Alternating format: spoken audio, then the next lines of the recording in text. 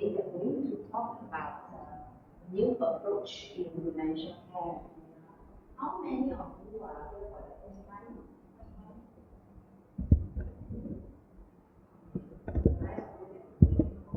Okay, great. So today mainly is going to be a interactive session, and we're going to talk about the new approach and what difference it will make in the life of people living with dementia, and also us, and why we need. So right. So before we start, we just like to get to know each other. So that's very nice, great. So you all need to right, just sit here for a while, wait closer. So each one have a partner. Maybe you sit with her and yeah, you know, and so whatever like that. Yeah, partner with Ellie. So you see. Okay. Alright. Hi everybody. We have not introduced ourselves, so worry, just starting. So right. Okay, so then so everybody has a partner, right? Hey, everybody know your partner? Look at your partner. I know my partner. Yes. Yes. Very great. Right. Cecilia. So, right. I'm John. Hello. Oh. Yes. Right. So what I need you to know to do now is get to know your partner. So later you will introduce your partner. So John will introduce Miss Lo, and Miss Lo will introduce John. Right? So you now get to know your partner. So you want to know what your partner likes to be called. You like Johnny, you like to be called Sissy, okay, your partner likes to prefer to be called. And what is the secret talent? Everybody has got a talent. Yes, so let us know your partner's secret talent. And now when you see your partner for the first time, what is your first impression of her or him? She has a great smile, her hair, whatever it is, the first impression. And number 4, what is the objective of attending this workshop? So these are the 4 questions. You ask your partner, and then you will introduce each other. Okay? Okay. So many things to do. That is very so sorry. No, it's my secret. It's just that you don't tell anybody, you tell John, and John will introduce. So you all just have to ask your partners now, right? Alright. So what do you think?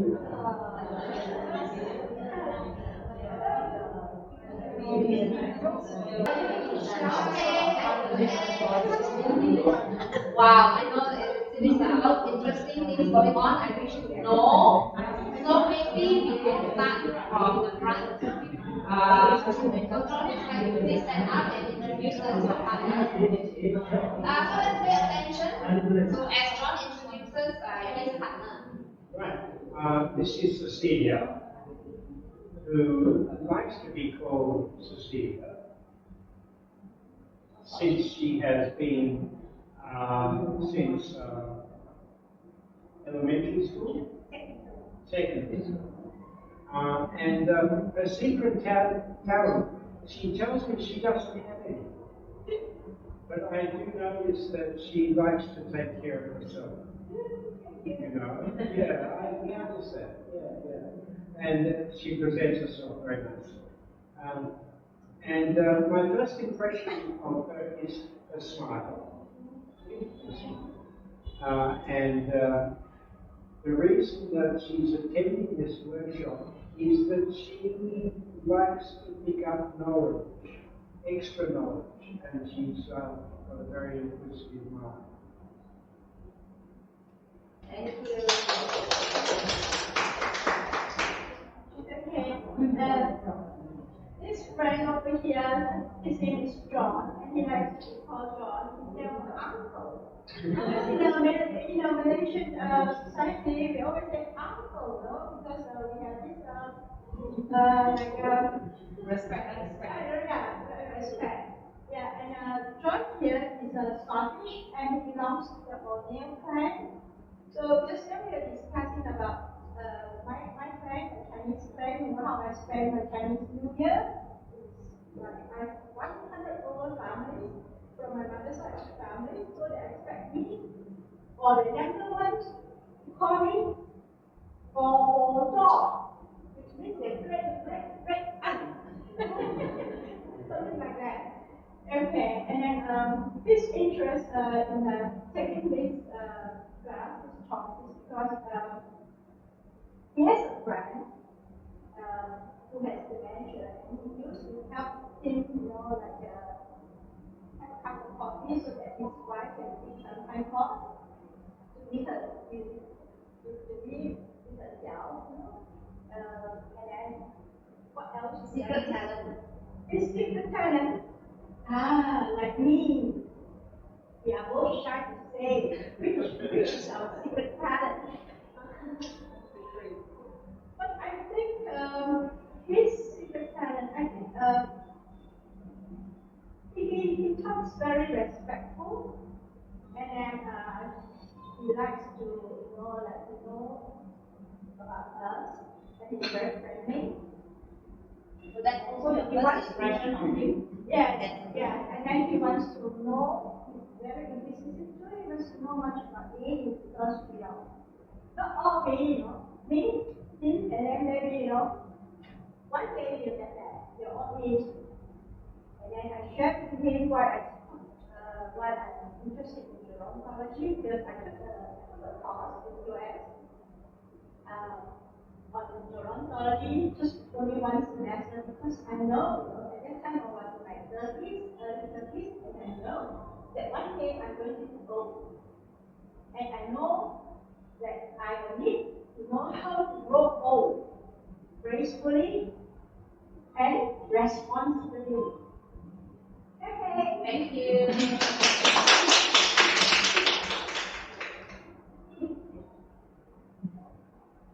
Hello everyone.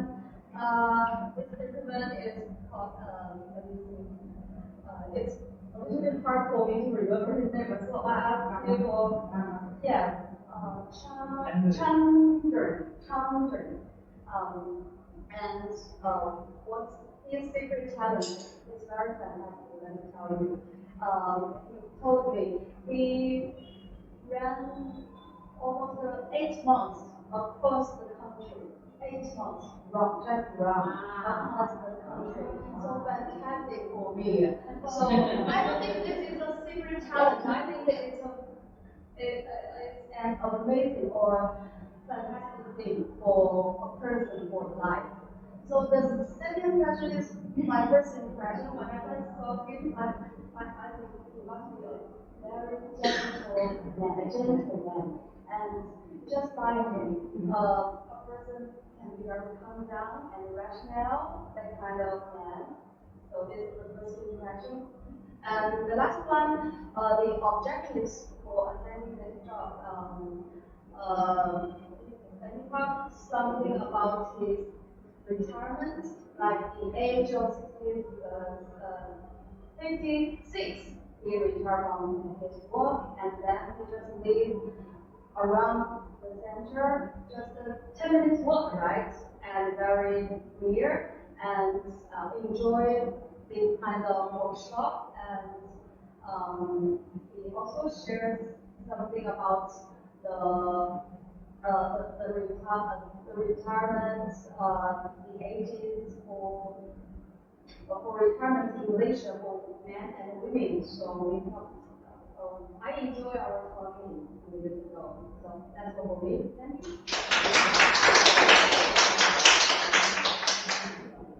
Good evening.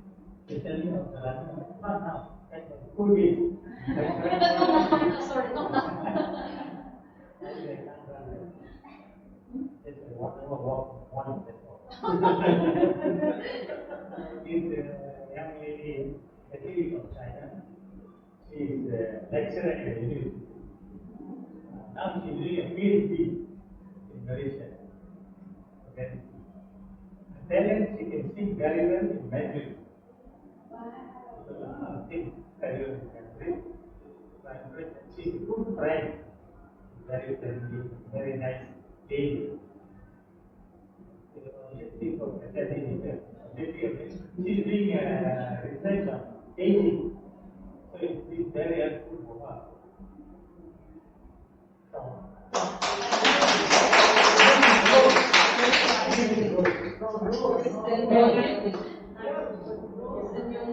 Yeah, actually, my Chinese name is Zhao Jiu, but I think it's very difficult to. Sorry. Your name? Zhao Jiu. Zhao Jiu. Yeah, Zhao Jiu. So a little bit difficult. So always I use Rose as my English name because I love the movie Titanic. So whenever I was young, I choose Rose as my English name because I want to meet my Jack. And unfortunately, finally, I meet my Jack.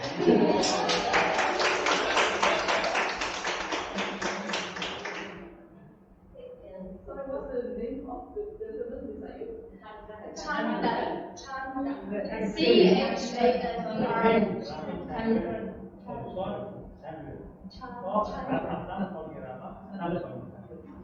So like moon, Chandra,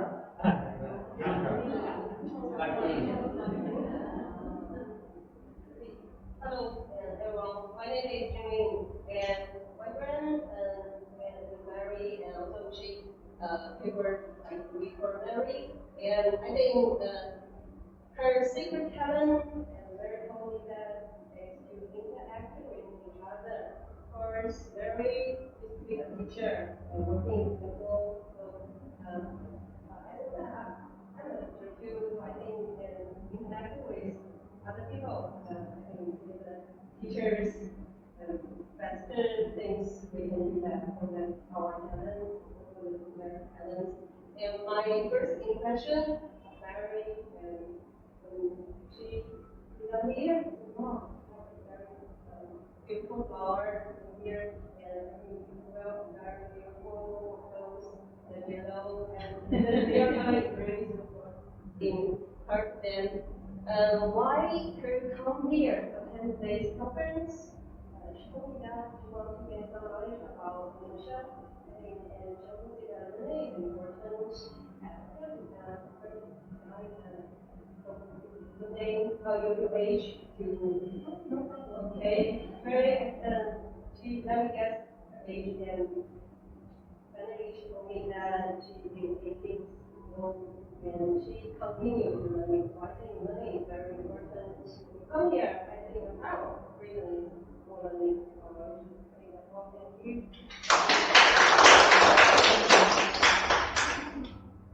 Or Jingli, you not introducing? Okay, so self-introduction. Oh. Okay. Hello, my name is Jenny, and I also come, like talking, we come from USN and our PhD program, and my program is about the data learning, so I think learning is very important.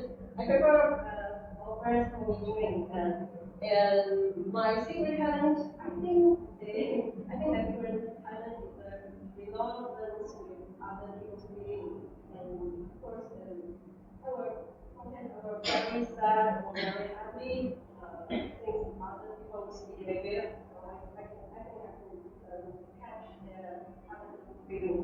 And so the third question, jump. Okay. The first question, why I come here? Actually, the first thing I come here for studying in Syria, and I come here and made some very good friends. So I briefly come here to play, and this place like a home to me. So I'm very enjoying from here. Yeah.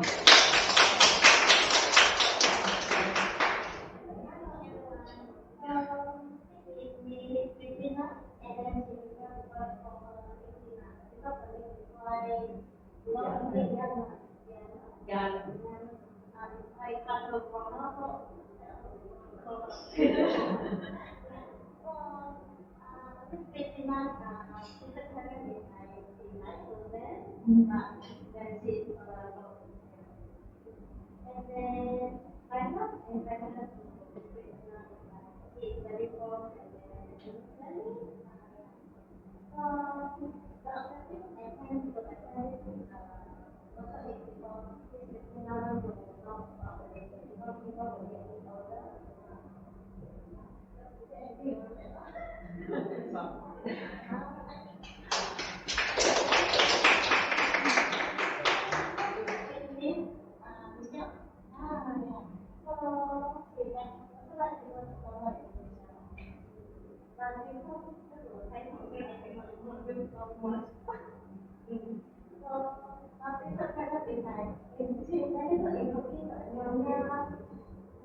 Fish study.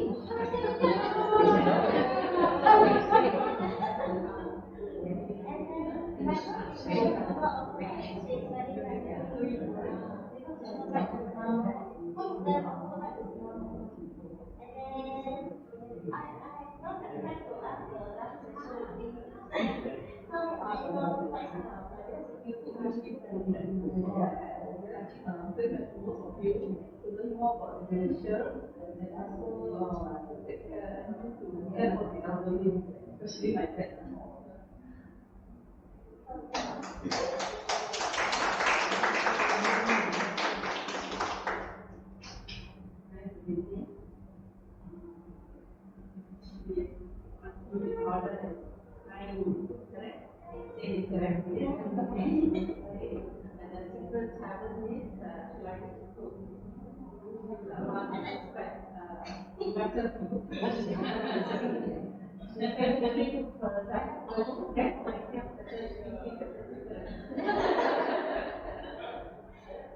And my first impression of her was that she's a friendly, very sweet, very pretty.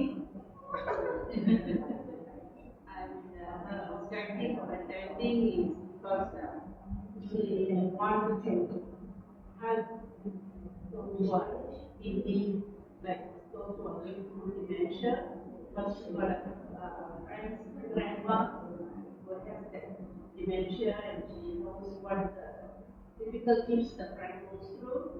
So she wanted to know more about it so that she can have.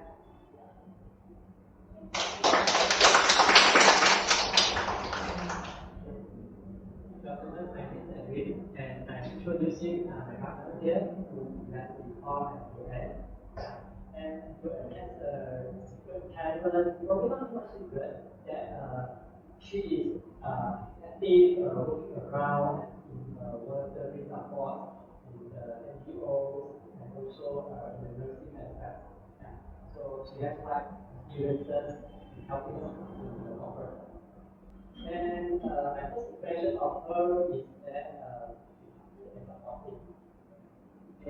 Why she's coming for today's course, I understand that she provided the views about, as the title today says, the development of relationship care. Yeah, so I understand that. And the skills in My first impression of her is couple and what?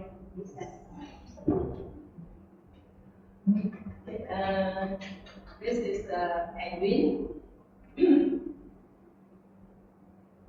And what is his secret talent? It's writing. He writes articles. Because I've seen him a few times. He's in the room downstairs on standby, and his Cecilia needs him, and he's on the computer. So I asked him, what do you do on the computer? So sometimes for the work, sometimes he writes. And my first impression of him is he's friendly, because when we come, he will come out of the room just to say hello. And his objective of attending the course because this one is the new approach to dementia, so he's here to learn.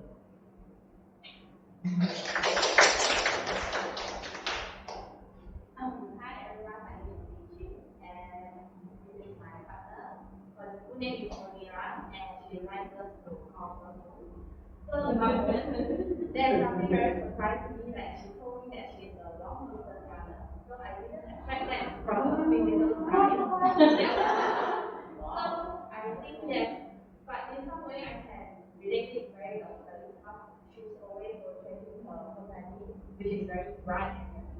So I believe that my wife is very good physical and also give us a very healthy and very bright perception. She shows me that yeah, she's a way like me. And the first time when I see was I thought like I see her somewhere. She's very familiar, like maybe when I was working in hospital I saw her before, but I know she's from different background. I'm for healthcare, but she's from IT background and oh yeah. And then after that we know of her for one time and I think that her name won't suit her very well because she always like to wear very light color clothes and then she was wearing white color. So she's looks very pretty, so she's like a white and beautiful in the sky.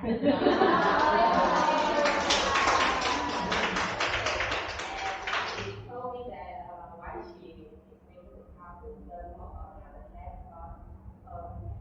when she said maybe the knowledge that we use like in when she has when we do technical or that what is the knowledge and help her and she also has a very good practical.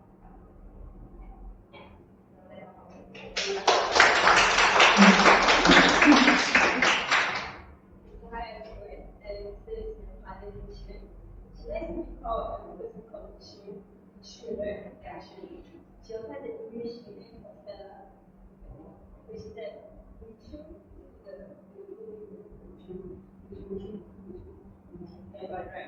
And then the secret element is actually the artist draws.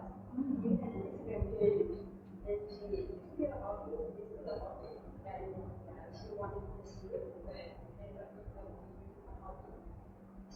and she really wanted to and my first question, she has a very kind and gentle face. I feel like even the time when she just around herself, and she always like congratulate, she very proud of you, and wish that she make sure everyone very proud of you, very gentle, very kind, very polite as well, very careful.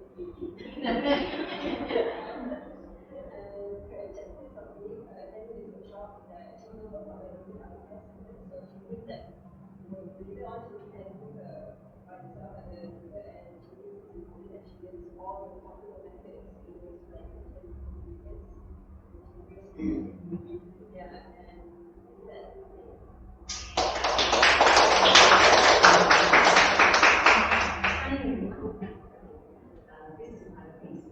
We have been friends for almost 21 years. All of us are our children. Because we used to couple, sorry, so she likes to be called as my place. What is the secret then? She's a very good listener. For 21 years I've been a friend of hers. She is a good listener. Number three, what is my first impression? She's very quiet on the phone, but once she gets to know you, she can talk. Okay? Because we had other friends where you used to come and tell me, how do you get friends with parenting? I said, it takes time. If not everyone are so open. So she is a good listener. What is my objective here? My mom is a dementia patient. I have attended the years talk many times, and I'm retiring this year. And I hope to join you and help you in this thing. So I want to get to know more. Thank you. Hi everyone, and Masha is to she likes to be called Masha. So we have known each other for almost 21 years. Both of us are teachers. The simple talent is she's a disciplined teacher in school. Without knowing it, she is a counselor. Indirectly, she can do some counseling to students. In my first impression of Masha, this is 21 years back. The first time I saw her, people around her were really happy. She's a very cheerful person and she keeps people around her happy. Okay, and as she told me just now, the objective of coming for this workshop is for mom, who's now suffering from dementia. And my purpose of coming here is to give her a company and to get to know about dementia.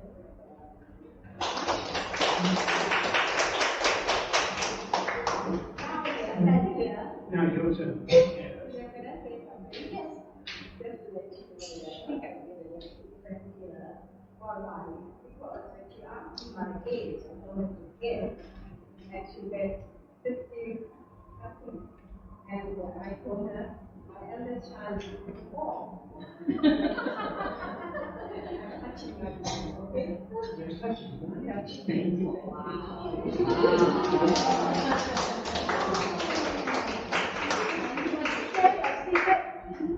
Yeah. Thank you, Mary. So nice. 90 ah? Wow. 90 ah? Yeah. 89. Yeah, I still love that. 89. Still able to come up with the best, you know, first to say 90. I prefer to say 90. Yeah. They still come up with that. That's fantastic. And for the introduction, we will just take a short break and then we will continue. So there are two toilets here and here. So just take a short break. Thank you. Alright, shall we start the plans and all about the new approach in dementia care, right? But before I proceed to talk about what approach are we talking about, we want to know why do we need a new approach. So this is what actually inspired me to start my journey to become a dementia advocate. Is my friend. And some of you who have journeyed with me have heard this story many times, but for the sake of those who are here for the first time, this story I think is very powerful because this is my personal story. Before that, so this is a story of I will call his name Charles, right? Charles was a teacher, and then after he retired, he went back to his first love, that is dancing. So he's always loved dancing. He loved ballroom dancing. He used to dance with his wife, who was also his dancing partner. And they used to dance and join a dancing tournament around Malaysia, around the States. And he used to, win a lot of trophies and all that. So he's a ballroom dancer. When he retired in Ipoh, he was the one who started line dancing. Have you heard of line dancing? Yes. So in Ipoh, he was the one who introduced line dancing, and he was the one who trained the line dancer, the teachers, right? So he was a pioneer. So it's got really a very deep passion for dancing. And one day, Charles was experiencing some changes in his cognitive abilities. He realized that he's a bit more forgetful, that he cannot focus, and a few things that we thought there are some changes. So he went to see the doctor for a checkup, for an assessment. So the doctor then diagnosed him to have early stage of Alzheimer's. Alzheimer's is a type of dementia. So then, after diagnosis, the next day, Charles stopped dancing. So Charles closed down his dancing studio, stopped teaching, and stopped dancing. And that was the most favorite thing in the world. If you take that away from him, it's got nothing much. So I was very concerned, and I was also very curious to why Charles stopped. Because yesterday he was dancing perfectly, and how can a person immediately for 24 hours decide, okay, I'm going to give up, I'm not going to dance anymore, I'm not going to teach, I'm going to close down my studio. So I thought that maybe he is afraid of falling, he was afraid that he couldn't balance himself. So I asked, why do you stop dancing, Charles? So his answer really shocked me and taught me a great lesson. His answer was, Cecilia, I stopped dancing because I am afraid of what people will say in case I cannot dance according to the way they expect me to. What if I disappoint them? What if I cannot dance the way they expect Charlie to dance? And if I forget my steps? So I think it is better if I stop. That made me think that dementia is if we are a supportive community, if we are a society who will just cheer him on, doesn't matter whether he dance properly or remember his step, he's just dancing. If we could dance with Charles in any way that he wants, there's no right and wrong, perhaps Charlie will not stop. Made me think that we as a society plays a very important role in dementia. Unlike any other diseases, it does not exist in a vacuum. Our response to them plays a very vital role. And that is why I decided that this is what I'm going to do for the rest of my life. I'm going to work with dementia and I'm going to talk about new ways. Yeah, so that's the reason why I came into this field. Next. And this is another reason. This is a friend of mine. She's actually a Malaysian, but now she's residing in Singapore. Her name is Emily Ong. Now, Emily has got early on stage of Alzheimer's too, and she is an advocate and she goes around talking about Alzheimer's as a person who is going through disease. Many times when I'm with Emily, a lot of people will ask me the question, she looks normal. Are you sure she's got dementia? That's the first impression that everybody has. Almost everywhere I go with Emily, when Emily is also a speaker with me and we are in a panel, people will ask me this, are you sure or not she's got dementia? So we associate dementia with a certain look. If we are honest with ourselves, when we hear the word dementia, the picture comes in our mind. So next, what does dementia looks like? And I want you to picture in your mind. Be honest. This is how we learn it. You just pretending, you're not faking it. Let's be honest with ourselves. When we think about dementia, when the word dementia pops up, what immediately comes to our mind? You don't have to share. You can share about it later, but I want you to reflect. What comes to your mind? What do you think about? Right? You thinking? Yes? Next. This is the reality. And I think some of you are here. Yeah, you are there right there. So the reality is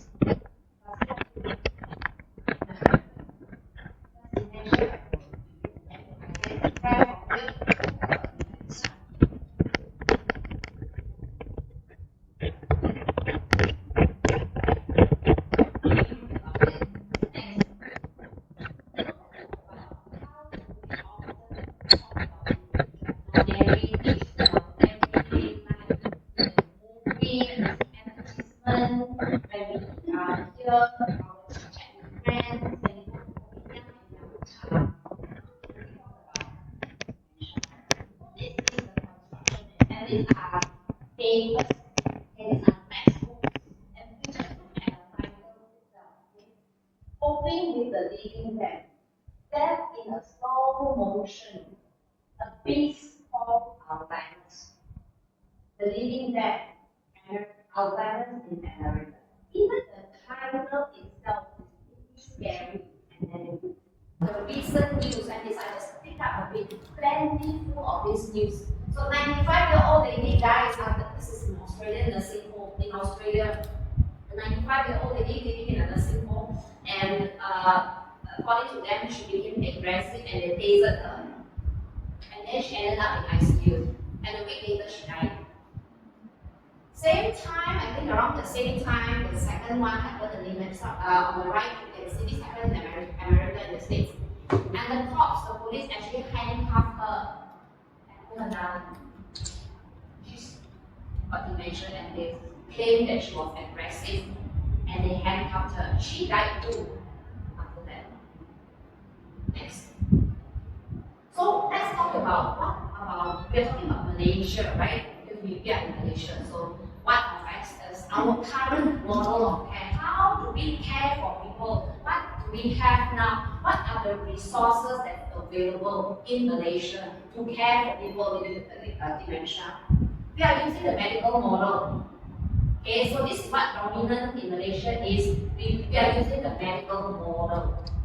Okay, and then we capitalize. We take over most of the time in nursing homes, there are only two services in Malaysia when it comes to dementia. One is nursing homes, right? Facilities, HS centers. In Malaysia, we term it nursing homes. And two is home care. So home care is when you hire somebody to your house to deliver care.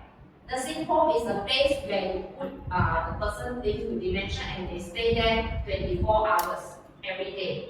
So either they come to your home or you put them in an institution. And paternal sickness will take over.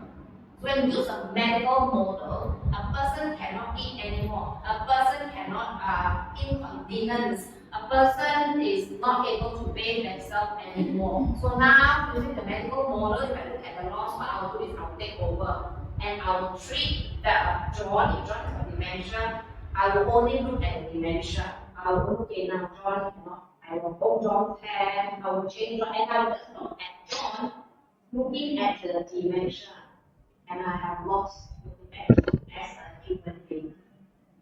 So I'm just looking at the pathology, this disease, the person is absent. And these models stigmatize, and that is why we are so fearful of dementia. It is the most stigmatized condition. You ask yourself to be honest. Which any one of us are not scared of dementia. Any one of us are not scared. If I have dementia, no problem, I will not be scared.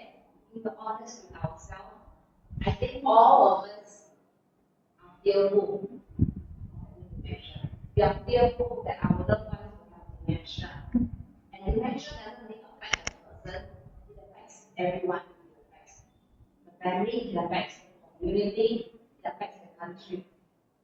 And that's why it's the number one most feared condition. Right? Next. Let's look at this. This is an advertisement, and it's a typical advertisement that I think if you don't, I'm not going to give my opinion, but you look at it and you tell me what you think. This is an advertisement that I found in Malaysia. It is in the Western world, definitely in America, Canada, and parts of the Western world, and it is a drug company. Okay, that is that's promoting this advertisement, and it's related to dementia. Just watch this and listen to the words, and then let's talk about it. Yeah, okay, let's watch. My mom's Alzheimer's never changed too much in my life, but it did change her. She developed agitation that may have dementia due to Alzheimer's disease. She started yelling, pacing around, kept repeating the same questions. She got agitated often, so we asked her doctor for help. For difficulties, the only FDA medication for conservative agitation symptoms that may have dementia due to Alzheimer's disease. Patients have increased risk of death or stroke, report fever, stiff muscles, and confusion, which can be life-threatening, or uncontrolled muscle movements, which may be permanent. High blood sugar, which can lead to coma or death. Weight gain, increased cholesterol, low white blood cells, unusual urges, dizziness on standing, falls, seizures, trouble swallowing, or sleepiness may occur. Take action for your loved one. Ask their doctor about Rexulti. So that's the advertisement. Okay, what do you think? Did you hear what they said? What is the message that you get? What's the thing that hit you most on this video that you just watched? Maybe somebody want to share? I think you've seen this twice. What's the message that you get from this advertisement? It's actually an advertisement, but the message. When you watch this, what do you think?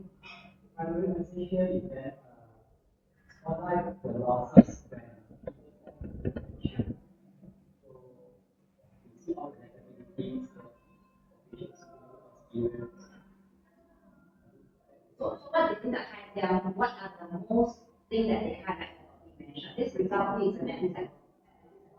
My mom's Alzheimer's never changed how much we love her, but it did change her. She developed agitation that may have more than dementia due to Alzheimer's disease. She started yelling, pacing around, kept repeating the same questions. She got agitated often, so we asked her doctor for help. Rexulti is the only Stop there. Hey, did you started, I think the word result actually indicates or is indicative of relaxation. So it is a suppressed. That's all. Perhaps keep or but the name itself is very misleading in terms of the way the advertisement doesn't surprise me. What surprises me, quite frankly, is the name. That is surprising. And then the advertisement sort of reinforces that. And we're all looking for a quick fix in everything. And so we pop a pill for, whatever state we want to be. I think it's a terrible advertisement. Yeah. It's not human. Yeah. It's not human. Of course, we're not surprised because advertisement is working that, right? Yeah, well, of course. But the thing is, how they portray dementia is that when you expect, I still love my mom, even though she's got Alzheimer's, but now she's agitated, and now she's aggressive, and now she's like, oh yeah, now dementia, automatically you become aggressive, automatically you become agitated, and here comes the magic pill, with this everything is wrong. That's the message, and that is why I get people, 90% of the people who call me will ask me this. See that my mom is aggressive, is dementia is becoming, dementia equals to aggressive. Dementia equals to agitation. So if that magic pill, just give my mother a pill and everything will be okay. That's the message that we get. Which is why it further stigmatizes dementia, because in reality, you and I get agitated, but when we take resulting, you and I get angry, pissed with our husband because it's so annoying he didn't to be and not say, oh, John is so aggressive, let him take resulting, you'll be fine. No. But when it comes to dementia, we think differently. Yes. And I think today we need to look at it. I look at it, I experience my work according to what my brain tells me. And I'm behaving accordingly because I am trying, like all of us, we've got our needs. I'm trying to communicate with you my needs, but maybe now I don't have language. Maybe now my vision is just tunnel, I can only see this. Maybe I cannot understand the four-dimensional. I live in a one-dimensional world now. Then with all this, how am I going to explain to you? And if you keep forcing things to me, which I do not like, I will just snap at you because I'm trying so hard and you're not listening. And that's why you say that they are aggressive.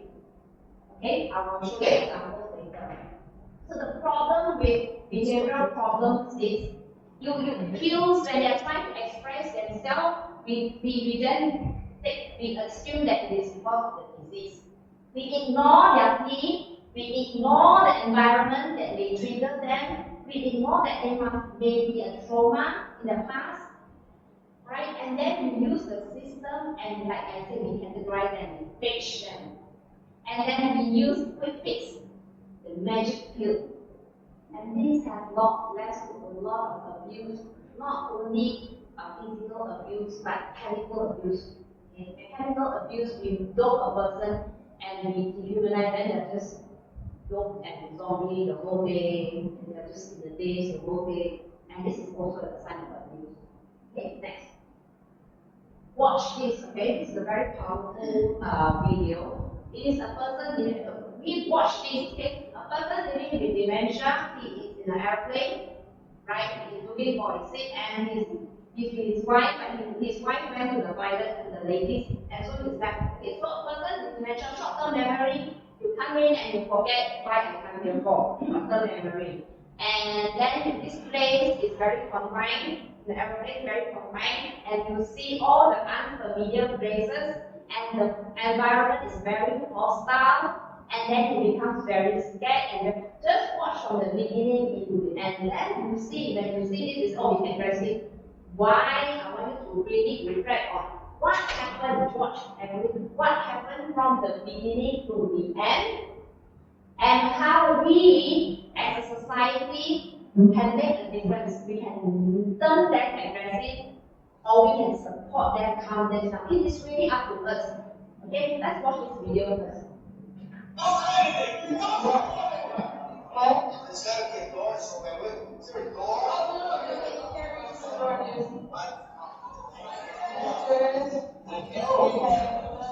No, I know. Where's the door?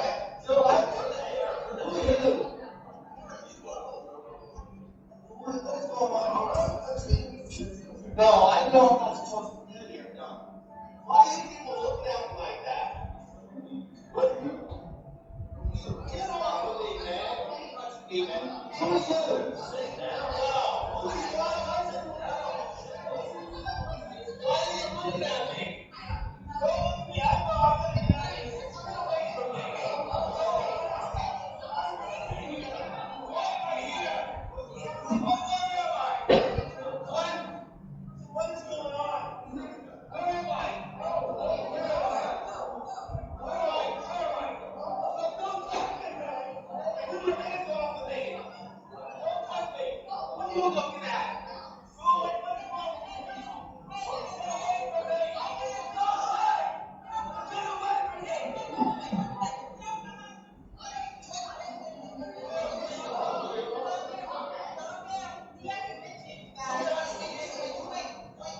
Who are you? Don't touch me.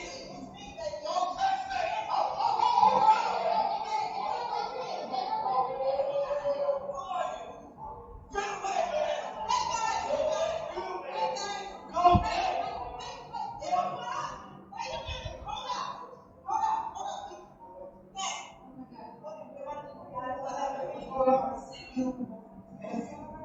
away.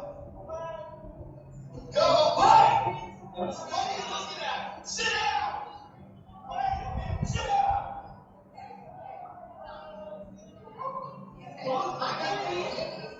Back to you.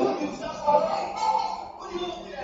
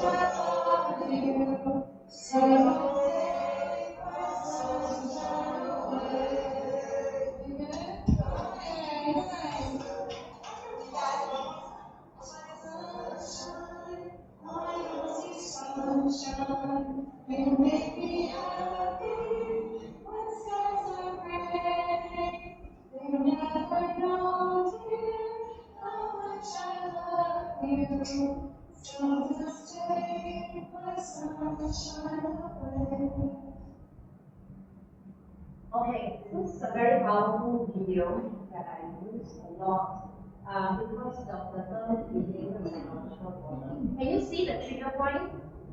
What do you think is the trigger point? Why do you think he became aggressive? What happened? Initially he was there, and then his wife was not around. And what did the people do to him? All crowded him. Did they try to touch him? Yes. Did they use very friendly tone or unfriendly tone? Unfriendly tone. They saw him just like very strange or that something that or something strange or why he is like this? Strange eye contact is strange to all the people around them. So they feel they are really afraid.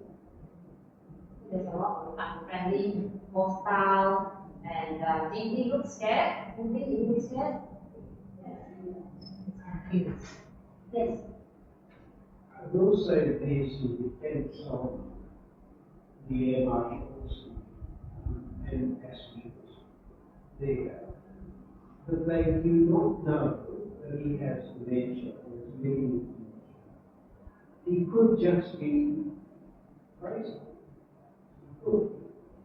And so therefore they were doing their job by protecting the other passengers. In other words, he could open the door, or whatever. It's a very precarious situation. I can understand on one side, but you see, the responsibility is for the rest of the passengers' safety and their well-being. Sure. So therefore, the air marshals were doing their job without having the qualifications, which could take years. Could take years. And so therefore, if they undergo that sort of training, they wouldn't be air marshals, they would be psychologists or whatever, psychiatrists in a hospital. So I think everybody is doing the best they can, bearing in mind the situation. I feel for him. I really feel for him because I can understand his frustration, and all he needs is just a trigger and some loving and some caring and some understanding. But on the other hand, the rest of the passengers must feel safe. I understand your point. Sure. Again, this is not a fault-finding mission, like I said from the beginning. Even when I showed the abuse case of the nursing home, it is not that I'm finding fault. Sure, I understand. The point which I'm trying very hard to say is that we are very powerful as a community, as a society. If we understand dementia and understand how it works, and we come to this center and we say a person, this is how a person is, and we understand, we will be able to support better and ensure their well-being as well as us, rather than just popping in a magic pill. So that is the message. Yeah, it's not. I understand where you're coming from, but the message is we can actually make a difference. Yes. Is dementia anything related to claustrophobia? Because when every time I take I'm a little bit worried Okay, so this is a phobia. It's a kind of phobia that is nothing to do with that. You can see young children having that. it has something to do with behavioral psychology, which are phobia, claustrophobia is one of the symptoms. Okay, so we are trying to do away with this model. I'm here to do away with PTSD, not talk about PTSD. I'm saying that PTSD is a model that dehumanizes. So this is not a model that I want to use to talk about. I'm not going to say, okay, there's dementia, that's why we start behavioral problems. So this is not. But people living with dementia may feel very claustrophobic if their space, you come into my safe space. We all have our safe space, our personal space, our intimate space, and I will only allow people that I'm comfortable with to be. I'm very close with John, so I can be very intimate with John, no problem. But somebody that I just want to know if he comes to my intimate place, I will feel very uncomfortable and I will give you a non-verbal sign that I'm not comfortable. And this has got nothing to do with dementia, alright? But with dementia, you become more pronounced. Yeah? Yeah, sure. Yeah, right? So next. So this is a real story that happened with one of my friends, And you can see the Christmas tree downstairs, the huge, nice Christmas tree, is donated by her. A beautiful antique Christmas tree. And I found out A week later, that she was drugged by her family. They put sedative into her milk. She drank and she slept. The next day, when she woke up, she's in a nursing home. She was so shocked. She's got dementia. So the family wanted to relocate her to a nursing home, but they didn't want to tell her because she will be against it. So she went against their will. So one day they quietly sedate her, they pack her things, they put her in an ambulance because she's already sick, she's not aware, and put her in a home at night. When she found her sick, then they get her to the van and they transported her and all that. When she woke up, suddenly she is in this environment with 50 other old people in the facility. And you think if she gets confused and she gets disorientated and they begin to shout, is she wrong? Would all any of us be okay in the front and we wake up suddenly when this new place? And if am I supposed to behave? Oh yes, this is a new place for me. Very good. I'm with 50 other people. What would our normal response be? What do you expect her to? Of course, she will be so angry. She's trying to demand what happened to her. Why is there a new space? She wants to go home. Would you want? Would any of you not want to go home if you wake up with 50 other people in the institution sharing room with 10 other people? Wouldn't you want to go home? But she wants to go home and they say, oh, she's aggressive, so let's sedate her and tie her down. This is a real life story. This is the lady who donated our Christmas tree. It happened just here in October. And there's nothing I can do about it. You know how broken-hearted I am? There's nothing I can do about it. Next. I visited a friend in Iwo, and he was in a facility, and I was sitting next to him, and I was shocked. And if you can see very clearly, you can see the circle. This is my friend, right? This is the person next to me. You can see that she's being restrained. She's being restrained on the chair. And it's not only her hands, all her four limbs, her legs are also being restrained right up. Like a criminal. And she paid to stay there, and yet that is how. And then when I look around, 50% of the residents are being tied up. 50%. 5 out of 10 everybody is being tied up. And then if this is a nursing home, it's about 5 branches in Ipoh. 5 branches. I went to 5 branches because I did not know which one of my friends is which of the 5. So I went to all 5 and then at the end I found the right one. But all the 5 has got their residents being tied up. And then I found out that these are the 50% are people living with dementia. This is the reality in Malaysia, my friends. Next. So a nursing home, when you say you put in a nursing home in a facility, even in a very posh, go and see any posh museum, wow, look at hotel, very nice garden, nice house, looks very posh, very impressive right from the outside. Would you like to stay there? Honestly, ask yourself, would you like to stay there for good? You're locked in, mind you. All dementia units are locked in. Once you go in, you cannot come out. It's like a prison. Next. And the secure dementia unit, this is what happens. Once you go in, you cannot go out. It is locked. And you are in a confined building. But you're safe. You're safe because you cannot wander out. So it will keep you safe within these 4 walls.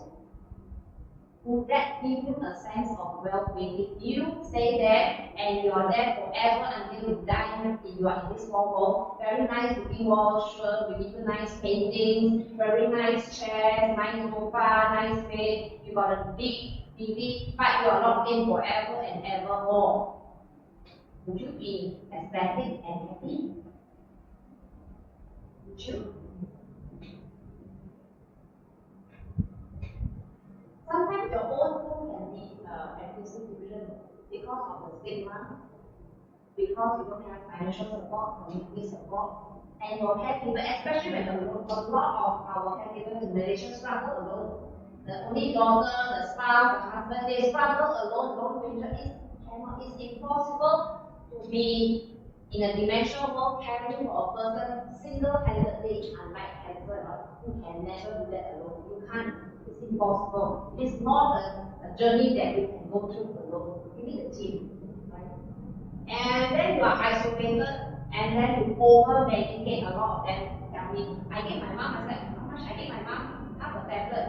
But if it cannot work, I will adjust only one tablet. If cannot adjust, I will increase to I self-regulate, and I will increase the dose myself. So I have this dose, I know that it's supposed to half mg, but then I will just keep on adding because now she's immune, so I'm not giving 2 mg in order for it to have the same effect. So it happens over medicate, then you see them be very drowsy, and then they will have a fall, and then they will have the appetite, and then they will have the side effects. Next. I like this term by Dr. Allen, who kind of had an updated definition of dementia, and he defined dementia as a shift in the way a person experiences the world.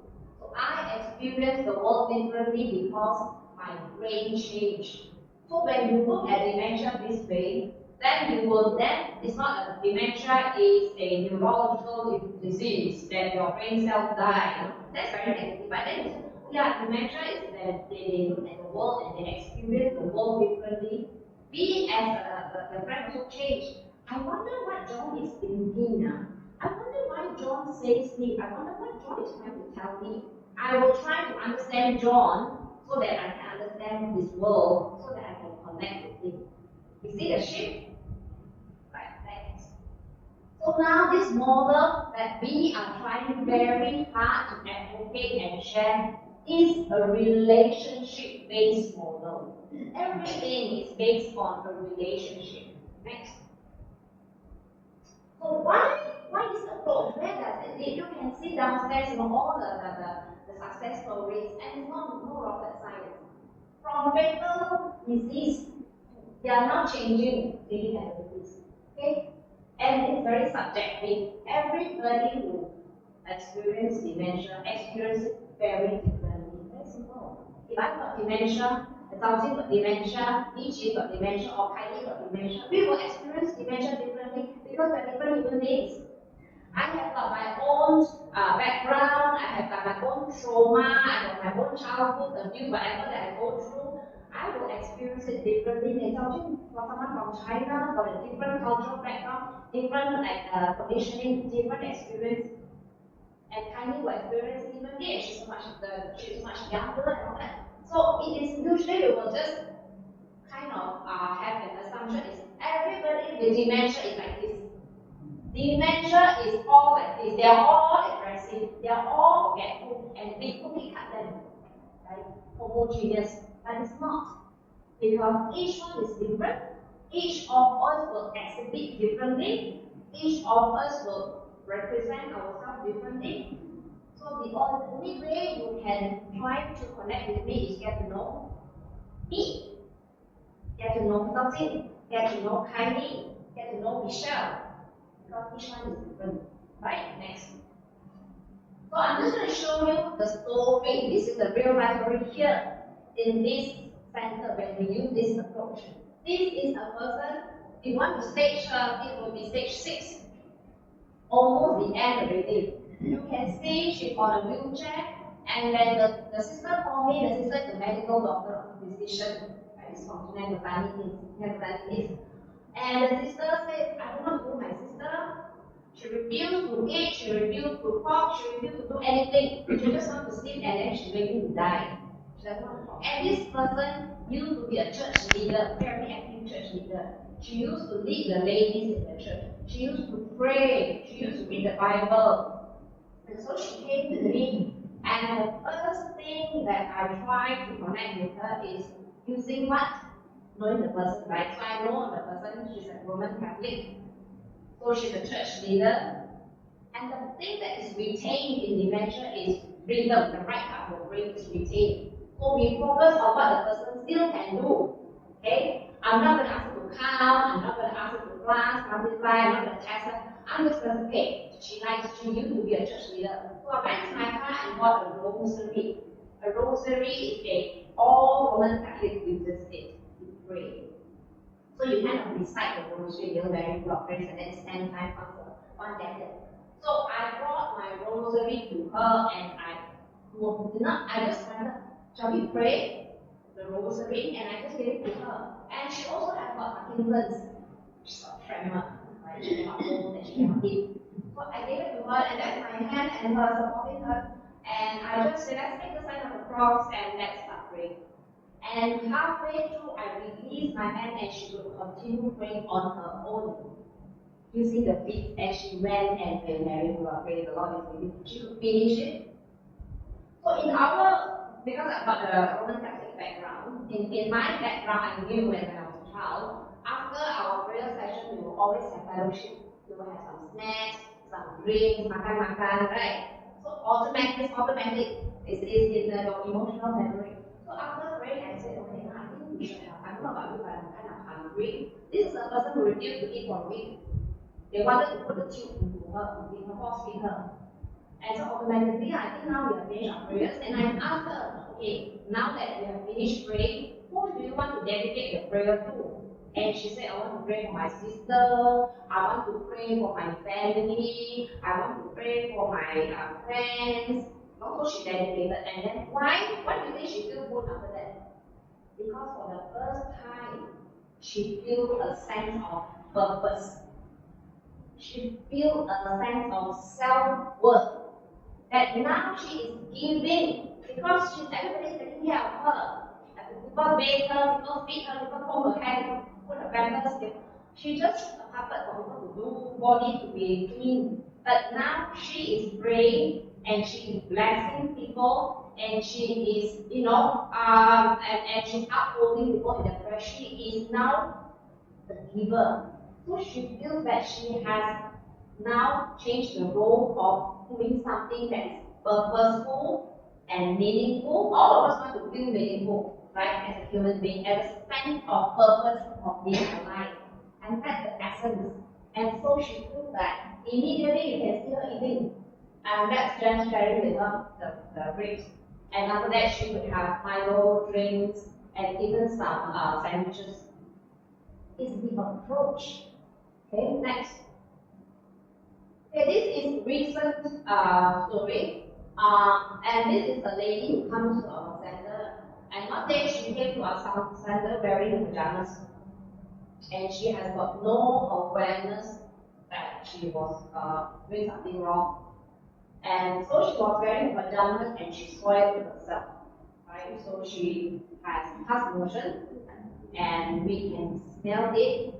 So people living with dementia also have changes with sense of smell. Why do you think they can't smell when it's so strong, so pungent? They cannot smell. They cannot smell stale urine. They cannot smell feces. So they are not able to use that senses. We can, they can't, right? So when she came to us, she was happy, smiling, and when we say it, what will your reaction be? Usually when we are caretaker in a nursing home, ayo! That's the first thing we say, right? Why didn't you change? What is that wrong with you? Why is you wearing your pajamas? We will do that, right? That will be our automatic mental model. We look at the wrongs and we want to take over. And then what will she do? How do you feel if somebody why is so dirty? How do you feel? Yes, you feel the undignified, right? I feel shame or not? I am embarrassing you in front of everybody. I'm angry. I'm trying to laugh. Somebody's so dirty. You didn't bathe. So smelly. You know how many days you never bathed already. How do you feel? Very paiseh, very embarrassed. Right? All of us don't like to be in front of our friends. If I didn't put my zip, will you come? Cecilia, you never zip to everybody. Will you do that? You would quietly come and tell me it's wrong. Isn't it? You will whisper to me, right? And say, and maybe you will turn me around and say, Cecilia. You won't be saying in front of 1 million, ayo, zip no zip lah. You can say your family. Will you do that to me? No, but we do that before dementia all the time. And explain it so many times. They do, Anton, why you so dirty? You never bathe, you're so smelly. And they do it in front of me. And then they wonder why the want to slap them. Right? I feel like slapping her too. You know what I mean? It's not only I just want to slap you. I mean, you don't even respect a human being. So she came with us, and we looked at her and looked at. You have to be genuine in measurement because they have got this superpower. They know when you're fake. They know your vibes. They know your energy. They know your non-verbal. They can read non-verbal very well. It's just that people who are blind, then their hearing become very strong. They develop that. People dementia because of that quality. They can feel whether you are sincere or not. So when you want to say something, make sure you are sincere. So when you look at her, I was saying, wow, what a beautiful pajamas. I like that color, it's so feminine, which is true. I really like it. It's pink color, it's very colorful. It's very nice pajamas. But she soiled herself. Here she was sitting on a chair doing our morning exercise. We could really smell it, and I looked and she soiled herself. She was even dirtying the chair. So the chair got pieces and all over pieces, and she can't sit it and be hand. So we sort of had eye contact with each other, my team. I looked at her, she looked at me, I said, okay, after this, 5 minutes, after this, and then we were doing, I went, okay, after this, 5 minutes to go, okay, then she said, okay, so we sort of, my team plan, and then when we finished the exercise, done, and I go to my team, I think I want to go, that's what I said. Girls, usually girls, then we are good. Girls like to hang out, go together, right? No, I don't know about boys, but we do that. We do that, let's go to the toilet, we go together. So it is a very normal, I'm not girls, you know that. It's true. So this is a normal thing. I'm not going to say, oh, why you change your so dirty? I didn't say that. I said, you go to the toilet, we come to. And then she said, this is what she said. Hey, you're scared of going to the toilet alone, is it? Yeah, it's lucky. Then I said, yeah, I'm scared of going to the toilet. Okay, I don't worry, I'm here, I take care of you. Now she is protecting me. Does it give a sense of self-worth? Instead of me humiliating her, insulting her, I'm telling her, I'm scared to go to the toilet, can you come with me? I said, yeah, what is so scared? I come with you. She is my big sister now. The approach. So you go hand and then you go to the toilet. Did I say that you're so single, you don't know? No, I said, what do you think? Change you know something. Maybe you sat on something like the chest or something. Maybe there's a stain or something to sat on. Yeah, or I think better change because she's the type who is very she's very careful about how she looks. She wants to look good and presentable, well presented. The dress must match, and she must wear a matching dress or matching blouse and pants and all that. And she's very well presented. So I said, I think it's like something just now. Yeah. Okay, and it's like, yeah, then when she undresses, so I'm talking about my shower. Okay, and then we showered, and then she loves singing. So we are putting her music, and we are singing her favorite oldies, and she was singing, and the focus was on singing and laughing and marrying, and then we changed. So it kind of, not probably, we didn't make a big deal out of it. It wasn't something that we shout about. So she has a good memory, well, we very trust one person to do it. They are in the center when this happens. 5 people to wait one person because they are protective. Because that's what I think. Hey, no, John, why you did it again? I told you, John, if you need to go but you must tell me. I told you how many times you're doing this again. This is the approach that we use. And that is why he's protective with me, because he's insulted and humiliated. You just need to change approach. You just need one person, and now any of us can and this is the same person who did not allow anybody to wait. She didn't wait for maybe few weeks before she came here for the first time. And so the daughter didn't know what to do. The children, the husband, she refused the husband to pay. She refused the daughter-in-law and all that. Nobody can touch her and ask her to do it. So now the only place she can wait is here. So this is the place where she feels comfortable. Any one of us can wait her. No problem. It is the approach. It's not that we have got any, superpower, but this is our approach. Right? Next.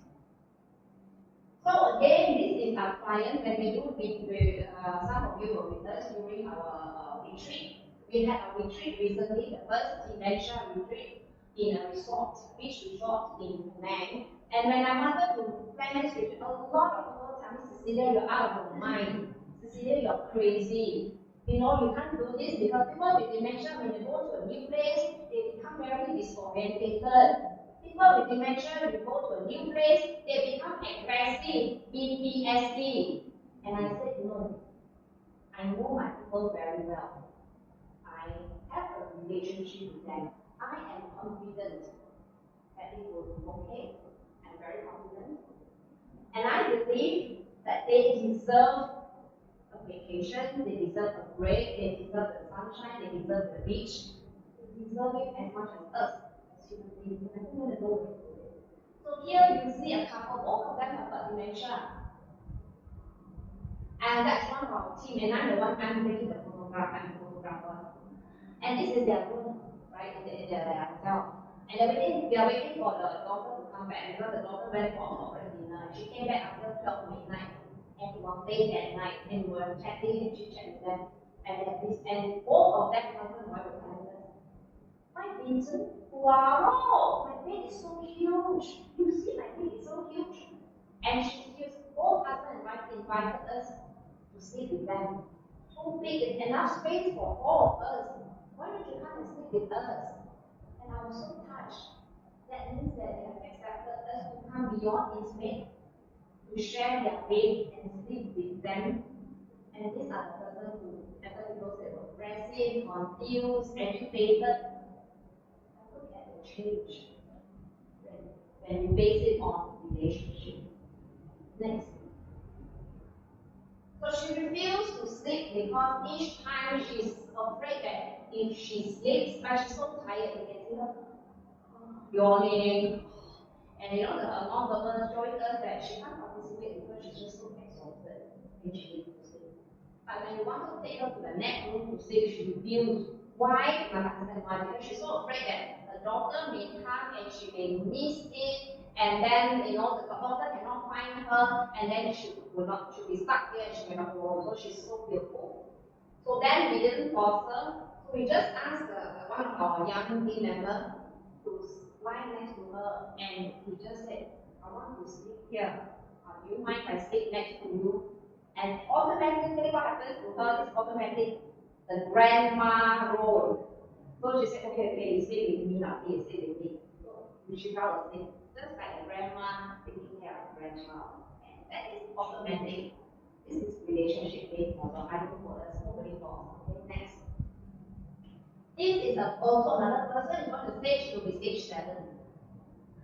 And we know him because he can speak very little verbal, less than five words. And he refused to eat, family members, he refused to eat.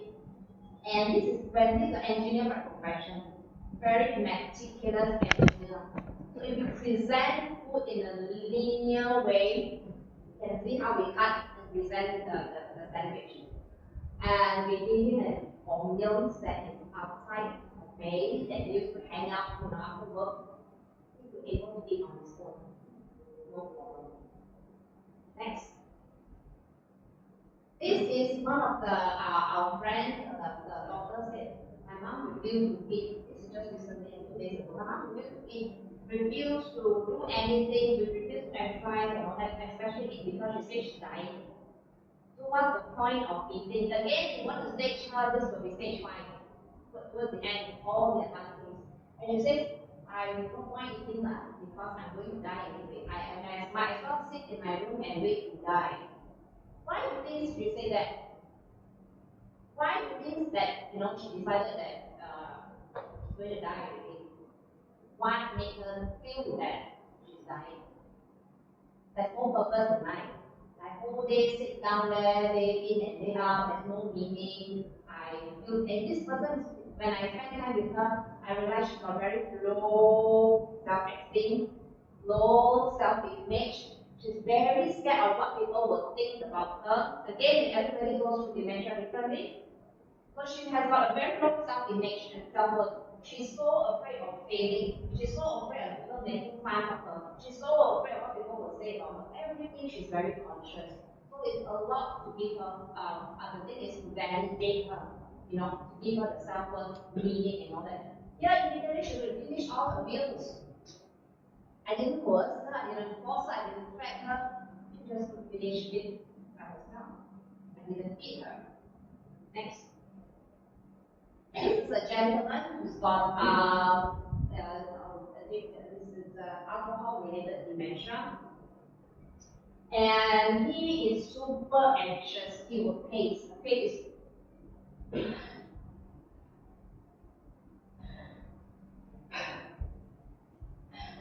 and you can see his non-verbal expression. This is pacing, and there's a lot to do with anxiety. His anxiety is that his family will abandon him, which happened once. Okay, so this is a real life story. Once the family contacted another family member who runs a nursing home, and they dropped him in a nursing home and left. So he was again with some 30 other old folks, and he was so traumatized, and he ran away. He ran away and escaped from the home, and but luckily he carries his handphone, and his daughter was able to track him, to get track him, and find him. But that kind of emotional memory is in his mind. So when he come here, he keeps thinking that the family's going to disown him, the family's going to abandon him, because that was what happened. So he was very anxious. So very interesting, when they're having our meals, you could eat, you know, even though he's hungry. And so he called his daughter, but he's very intelligent. So you think that people with dementia are stupid, okay, you've seen his story, how intelligent he is. He called his daughter and he says, and we were serving lunch, we were having lunch, and he refused to eat. He refused to eat, and he called his daughter and he says, let's call the daughter Rose. Rose, and he said his voice, so he told Rose, Rose, I'm so hungry here, you know. They don't want to give me food, you know. They know I'm so hungry. Everybody got food except me, you know, Rose. Quickly, come and fetch me. I want to go home. And I was like, and then I talked to him, but look, we can cook for you. And then he looked at me, shh. And I said, shh. Yeah. If my daughter knows that you give me food, she won't come. I have to blast her that you don't give me food. Then only she will come. Clever or not? Don't you think it's very creative? I mean, do you think that people with dementia are stupid? I mean, these are very creative. And then like, oh yeah. I have to tell her then she can. He did this many times when he was at the place, and then he ended up getting gastritis, gastric, because he literally starved himself. So then I know his background, his history, so I'm thinking, I have to be creative too. So I put the noodles in a small container, okay, because, and he's pacing, so I have to pace with him. I pace with him together, he walk, I walk. And I say, John, this is not your lunch, okay? I'm not going to tell your doctor that it's lunch. This is just a snack. We all have snacks. While waiting for our lunch, we have snacks. It's so small, just a little snack. It's just like you go to the bar, drink beer, have some snacks. Here are some snacks. Just walk and so let's walk and eat. So you're walking and eating, right? And then he had 5 small snacks. So he 5 times again, and then nice also, he take again. Nice also, so it's equivalent to 1 lunch. But I kind of presented him in such a way that it's not lunch, because he's just having his snack, so that he will not have gastric problem. So this is how I'm not going to force him, I'm not going to demean him, I'm going to pack up with the doctor. You see, your father is bluffing, how dare he, behavioral problem, and because of dementia. No, I know that he's being scared, that because he's got a history of being abandoned, and I understand where he's coming from, and I'm using ways to support him so that he will be supported. And he still has advantage. Right? Next. So our new goal is on well-being. Okay? What gives us a sense of well-being? Our persons living with dementia as well as ourselves. Next. So if you focus on well-being, we see dementia in the context of the whole person, not just the illness. And then we do not stigmatize them. their expression, the way they talk and all that, we do not stigmatize them. So we understand that a lot of things are really relative, not absolute. Okay, so we focus on what they can still do. What are their retained skills? Okay, and then we see the ideas that we have. Because if I look at Rose and say, oh, Rose, you have dementia, so would I be thinking of creative ideas? No, I will just take over. But now I'm looking from a new lens. I'll be supporting her, and she feels good. Now Rose who dedicated herself and meant herself and wearing a pajama. No big deal. So she can just enjoy the whole day that nothing happened. And I can also enjoy the whole day, and we have maintained a long-term relationship. If I were to use the medical model, she will hate me for the rest of her life.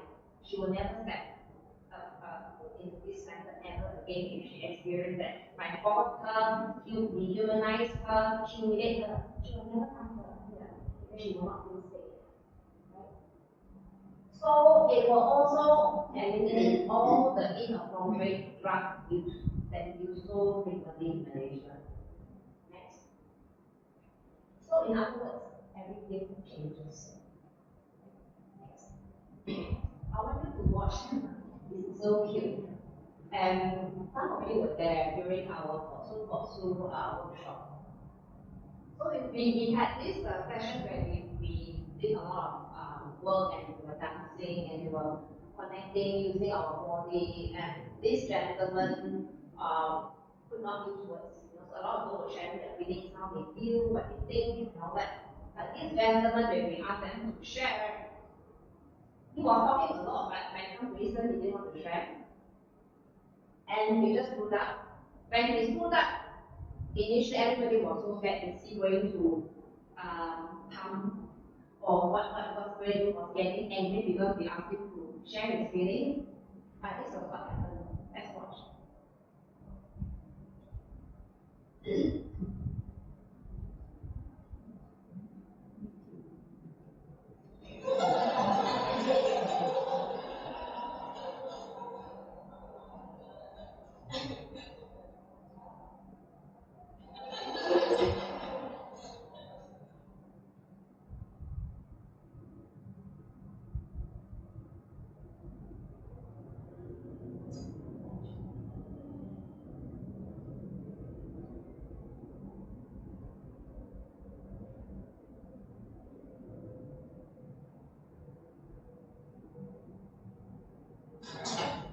Beautiful, no need words. They were just connecting using the body.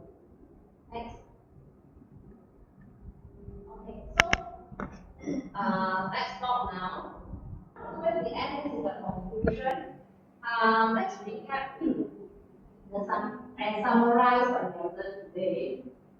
We need to shift our focus from the disease to the person. We need to shift our focus from the loss to the skills that they still have.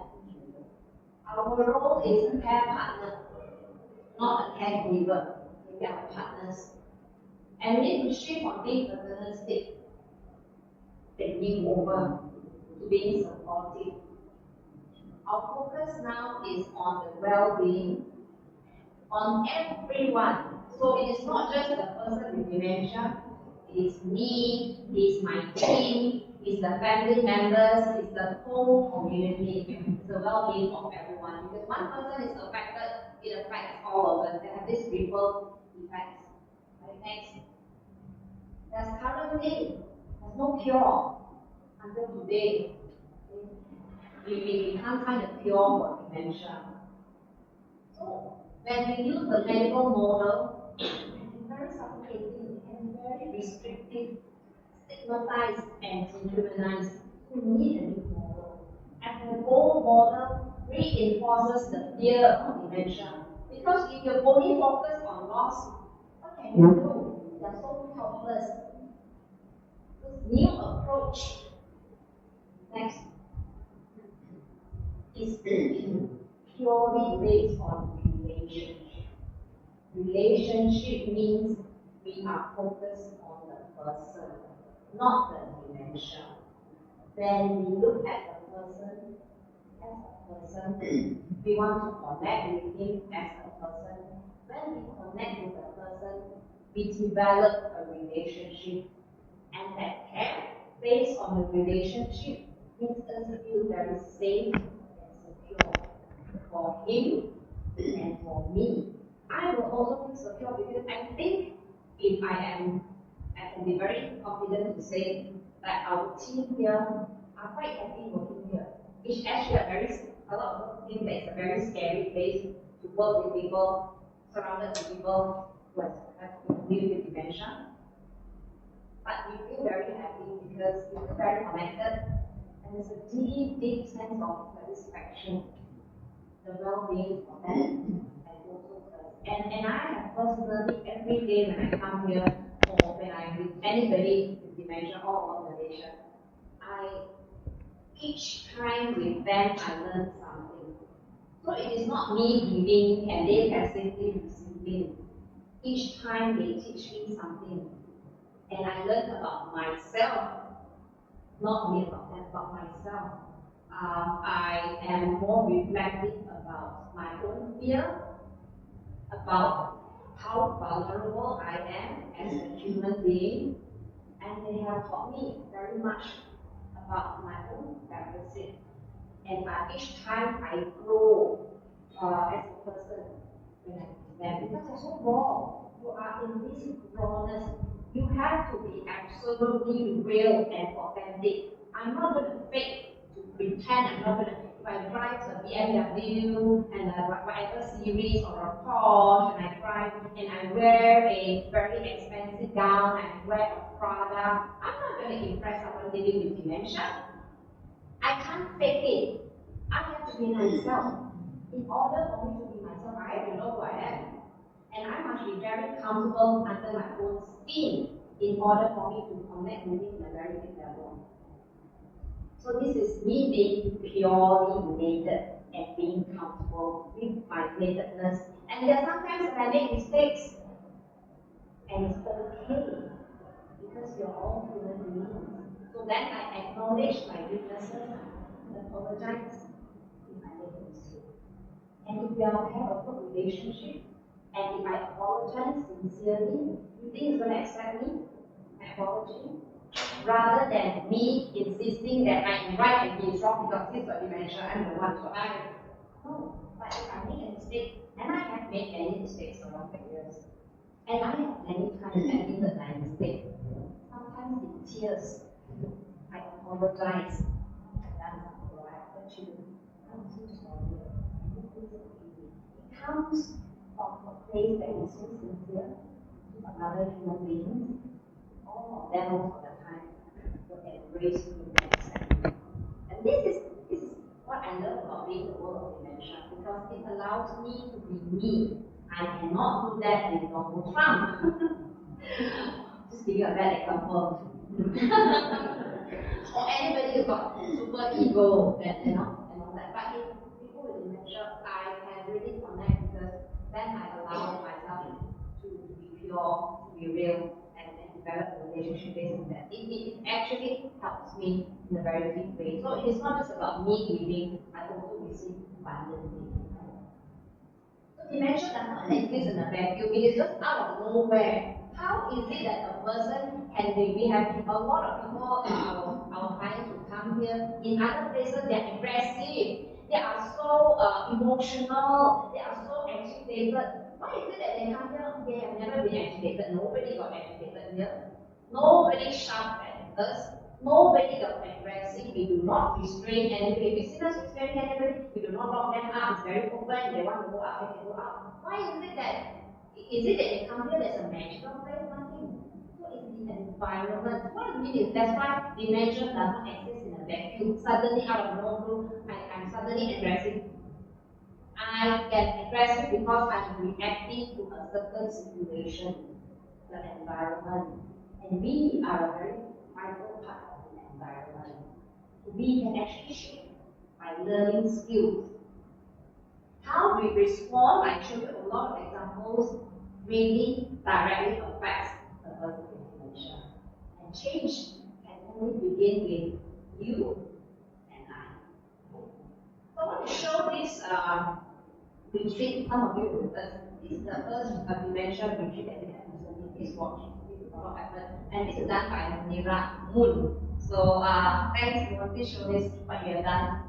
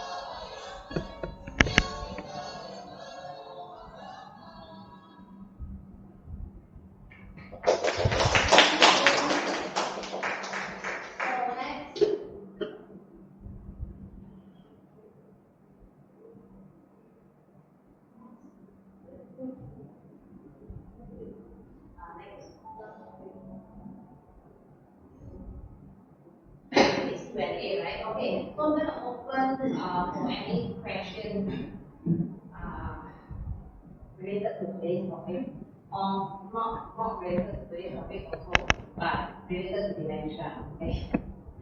Anyone with any questions? I think you remember my brother has contacted you before, but because he was in France, but now he's back on holiday.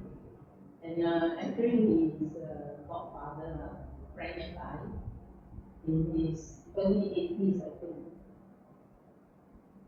Extremely just let go, love to be served, doesn't want to walk, doesn't even want to go to the toilet, everything. And actually it had been for a long time. And in France, they said his dementia is very serious. But when my brother took him because of UTI, go and see a doctor, a GP in KL. And this GP is very good, better than some specialists. So he said, well, what's serious? You see the behavior actually is very mild. And then my brother was telling my sister, no, he got UTI, 3 to 5 times already. This doctor said 3 to 5 times, not 30 to 50 times. He never moved. Of course, he would have UTI. Then constipated, of course. He doesn't want to move, just want to sit there, just want to be served. So actually, I never thought of it, but now I'm thinking a thought. I will talk to my brother and see whether tomorrow bring him to see you because they stay in Bukit Tambun, which is actually not too far. Because he will sleep until I think 11, 12 o'clock, and do all sorts of nonsense. And my brother actually, and he's very tall. So I told my brother, if the way you have to lift him, this and that, you break your back, you are in big shit, I told him. Which is true, my brother is quite small size. So I just thought of it, he is over here for another 2 months. So maybe he can come to the center here and see what can be helped out. Because in France, so my brother said, you forget all this. I said, why you forget? Selective amnesia I told him. Because there are things I remember. And he can recognize my brother. But of course, when he's lazy, he will just let go. But all along, actually, it's quite lazy. He like to disturb my sister-in-law and Penang. Ayah, 小心啊, careful, the milo is hot. Then my brother also, that was many years ago. I gave back over there, I said, 起他赢了. It's really like an invalid all along. Then we often run to my brother, then also you never take care. Then, which is true, and then my brother did not answer back, because I never take care of my brother, of my father. Whereas this one, we say, why is he overly concerned doing everything for him, keeping my So, tomorrow we are free, maybe in the afternoon. I asked him to come. Thanks for sharing. So just maybe I can just say something on that. Okay, so a person from another country, from a different, again, we are looking. So when I have been referred to a new case, whatever the case, I will take, before seeing him, I'll take a long time to get the history about the person as much as possible. So I want to know what kind of lifestyle he used to have, what kind of background that he has. His family background, was he the only child, what was he used to work, what kind of personality, was he an introvert, is he an extrovert, is he religious, is he the type who is still like, like a white superiority complex kind of thing that we Asians are inferior, I have to know a lot about him and get background about him before I come in and plan. Because only then do I know his style. Perhaps before dementia, he's already very authoritative. He likes to, especially some whites, some whites, look at Asians as they are inferior, right? And that is where when a lot of them down Asians, and we are the ones who kind of serve them. So some people are like that, and it's not because of dementia. Before that, I already think, you are Asian, you are my servant, right? Because if you look up in history, once upon a time, that's what we are, right? We are the one that is the inferior compared to them. But it could be there, it could be many reasons. So I really have to go and spend time to get to know him as a person. Before then, when I see him, then I will know how to support him. So the first thing is I need to talk to your brother first. Can I give him your number? Yes. I think that's my number. You will connected before. Yeah, but that time he was overseas, so he was alone here or something. Yeah, but he has the number, but I can give him the problem. And then maybe he talked to you, and then want to come arrange and. You can give him my number, you can contact me, and then we will go from there. After office hours also okay. Anytime. Just text me first, and then I will call you. Thank you. Any other questions? Yes. Very good. Yeah, how to differentiate forgetfulness and dementia? Like, I'm going to be now, or going upstairs and usually in what we want to know my call, or going to praise or forget what I'm going to call, things like that. Do you feel it is the beginning stage of dementia, or just age-related forgetfulness? Okay, very common question. What's the difference between forgetfulness and dementia? So dementia is actually brain failure. So when your brain fails, your brain is actually the executive of your life, basically everything. Your brain controls everything, your feelings, your thoughts. Now you are asking this question, it comes from your brain. Why do you choose this question? How you construct the sentence, and all that comes from the brain. So the brain does more than just remember, right? So when you have dementia, and it is much more than just memory loss. It is much more, right? So when we have memory, our brain change with age, yes, but it doesn't lose its function. It takes a longer time to process. Yeah, because you have accumulated, when you're 10 years old, you have only this experience. When you're 20 years old, you got this experience. Okay, but you are now, in 80 something, you have accumulated all your experiences, you have got all the neurons, connections, you have learned a lot of things, knowledge, wisdom, and all that. So you have all that. So as you age, your brain does shrink. All of us go through that. But it is not significant enough to have drastic changes. You would take a longer time to process. Okay, so like for example, you say that you go upstairs and with an intention to do something, and then when you go upstairs, why did I come up for? Right? Right? Am I right? And then what happens is you think and you have no idea what it comes. And then what you do is you will retract. You go down. As you go down, I come here to take my towel, right? Suddenly something you see will trigger your memory, right? So this is called working memory. In working memory, so your brain is designed to have 8 working memory. So that's it, you call me and you have to hold on to so many things. I have to call Cecilia, after this I have to make an appointment, after that I have to after appointment I have to pay, and I have to change it. You can hold maybe anybody start to pay. But as you grow older, your processing may be a little slower than a 20-year-old. But you will then be able to maybe hold 5 right out of the 8. Right? But then you are able to then retract, you are able to go back and turn and then when you see that, oh yeah, I'm going to take my towel and then you can come back.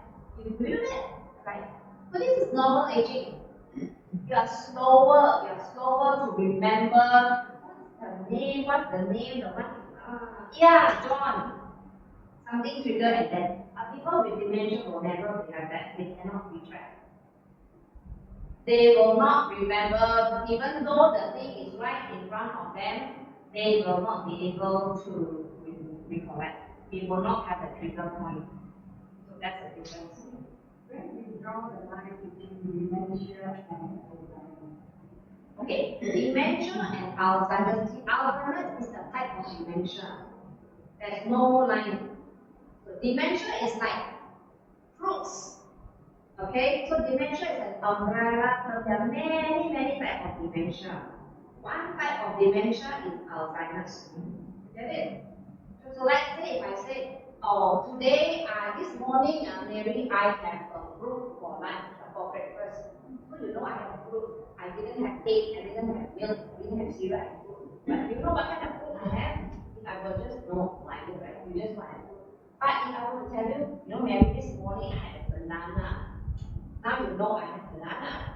The fruit is banana, I didn't have apple. So this is the same with dementia. If I were to tell you that for dementia, it can be so many types of dementia. But if I were to tell you I got Alzheimer's, one type of dementia. Is it clearer now? Clearer? Okay, alright. Yes? Okay, I have 2 questions. Okay. What should be our approach in this category of having dementia? What should be our approach to make sure that we do not reach that stage? To prevent. Yeah, prevent. Number 2, okay, it's about my mom who's having dementia.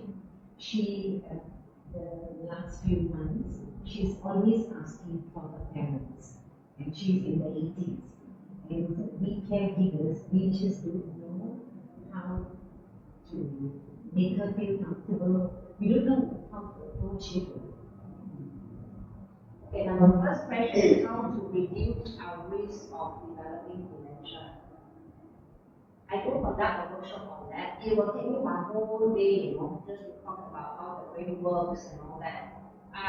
In Malaysia, most of the cases are because the brain it works in connection with all our organs. Okay, so the brain needs oxygen and fresh supply of oxygen every second.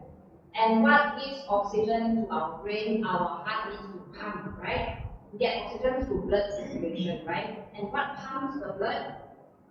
Our heart pumps the blood, right? Our heart must be strong to pump the blood to the oxygen so that it always gets a fresh supply. It doesn't have a reserve, it needs fresh oxygen and glucose.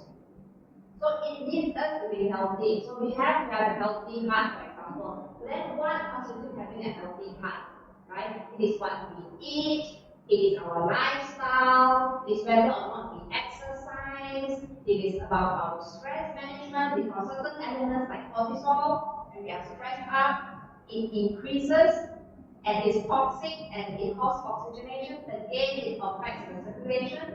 So things, also diseases like diabetes, very prevalent in Malaysia. We got the highest diabetes percentage in Asia. Number one is Malaysia. Diabetes, yes, number one Malaysia. High diabetes rate is Malaysia, right? And obesity, and then hypertension, high cholesterol, and all this affects our general health. When we have high cholesterol, our lipids are high. And so the passage, our blood circulation, blood vessels becomes very thick and not coagulated and you're not able to flow. So there are less circulation. So when it happens in our brain, when it's less and it becomes more congested and there's no flow, what we get is a stroke. Or an aneurysm, or we have a hemorrhage that breaks. When that happens, the part of the brain that's deprived of oxygen dies. And that is when we get vascular dementia. I think the mom has got vascular dementia. And usually, most of the people with vascular dementia has got one of the illnesses, got either diabetes, hypertension, high cholesterol, and got past history of depression. And all that. So a lot of it is lifestyle that we can actually actively change and reduce significantly our risk of developing dementia. I'm just summarizing everything. It's much more complicated than that. But I can't answer, much about. But in summary, yes, we do a lot to reduce our risk. Number two is very common for people living with dementia because of the brain changes.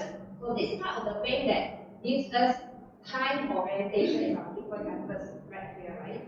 So we have a set of hippocampus. So the first part, one of the first parts to be affected in the world of dementia, unfortunately, is the hippocampus. That's why they cannot have short-term memory, they cannot hold memory, they cannot learn new things. Because when we learn new things, the hippocampus is activated. But if we don't have that, we can't move on. And this is time orientation and spatial orientation.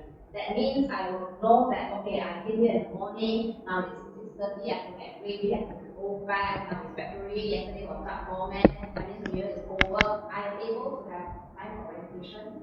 But when I have dementia, what happens is that because of that damage to this part of the brain, I may time travel.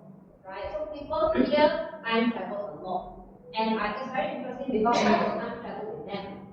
So when they look at me and they say, and he is actually my husband, for example, right? And suddenly I'm talking to her, hey, this is my grandfather, My grandfather came, and you'll be wondering, that's your husband. But why am I calling my grandfather? Because now in my mind I'm 18 years old. I'm not 18, I'm 18. If I'm 18, this cannot be my husband. So it must be my granddad. But I know that he's a good man and I like being with him, but he's old, I'm young. So I'm time traveling. So I suspect that's what the mom is doing. Number one, she may be thinking that she's younger. Or sometimes what happens is they are looking for their mother for a reason. She's missing something about the mother gives you comfort. So sometimes when I'm looking for my mother, you want to dig a bit deeper in a very calm manner and very curious manner to ask her, why are you looking for your mother for? Is it that you miss her cooking? Is it that you miss her? Is it that something that you want from her, they want to comfort you? Because maybe last time you're in pain, you're sick, I'm looking for my mother comforted me, my mother gives me security. So we need to know why a person looks for mother. It's very common for people to, if your mother goes to you, if your mother is abusive, I hate my mother, I hate my mother. You know, so it works both ways. If you have a very traumatic childhood, then I have got people with dementia who look at any old people like, because again she thinks that she's young, right? And I want, I hate, she's the one. Because my mother used to wake back me, my mother abused me, my mother used to burn me with cigarettes. So when I see that old lady, I am afraid to go because it triggers the trauma. Understand? Yeah, so that's basically it. Okay, we are running short of time. There's one last question. Better you can call me and I will answer because it's almost 7, so we have to close. Okay, yeah, yes. You can call me later. Yes. One last question. Yeah. Before Chinese New Year, so there was this clinic in my so they were trying to test patients or senior citizens and so they test me mirror. Then you try to draw something, draw from the mirror, and then there's a name, is very reliable. I say you want to measure something reliable for what? I mean, depends on what you want to measure. Is it valid? Because I couldn't draw because I was saying, I don't want the mirror. Valid for what? I mean, what are you looking for? I mean, having this kind of measurement, that is why I don't like to use measurements, because each person is different. I suck at maths. You ask me to go and do maths, algebra, and all that. I did my maths, and the last time when I finished my O levels, my physics and chemistry, I said, this is it. I hate it. I'm not going to do this again. And my brain, I think all the neurons when it comes to math die already, and it's all gone. And I'm aware of it. I hate it. I sure will fail one. Doesn't mean I have dementia. I don't know. Maybe I have dementia, but I'm sure it's got nothing to do with the maths, right? So each person is different. It's very, very scary to then diagnose and assess on this set of rules. Can you count? If I'm not educated, I mean, how am I going to spell? Right? And now I'm going to ask you to figure out what is the capital city of Malaysia? How the heck do I know? I mean, you're going to assess me based on what? You must have a baseline. You assess me, compare me with me. You don't compare me with John. John has got a different set. You know, it's different. So you can compare John and John maybe is his sister. You compare me and me. So if they want to do this, they must continue to. They will know your ability before this and your ability now. Then they can compare. You just one time, what do you do? What are you going to achieve? That's why they asked me, they put a mirror in my this place, and then say, okay, you walk over the. So I think I've answered your question now, and that's my answer now. I don't think any kind of assessment like this is reliable to say, okay, you do this, you got how many percent, and it's okay, you got dementia, you got this percent, you have no dementia. It doesn't make sense, right? You have to know your ability and then compare it with yourself, maybe a year later, 6 years, to see whether you have declined or not. You do one time, what do you know? You got it compared with one. And it just examines one part of you only, you know one skill. That means if I tell you, okay, you cannot draw around the needle, that means you got dementia. It just doesn't make sense. I was thinking, why does the Malaysian health do this? This is very, yeah. Anyways, that's my response to that. So thank you very much. It's 4:07. Thank you for coming and that you have learned something.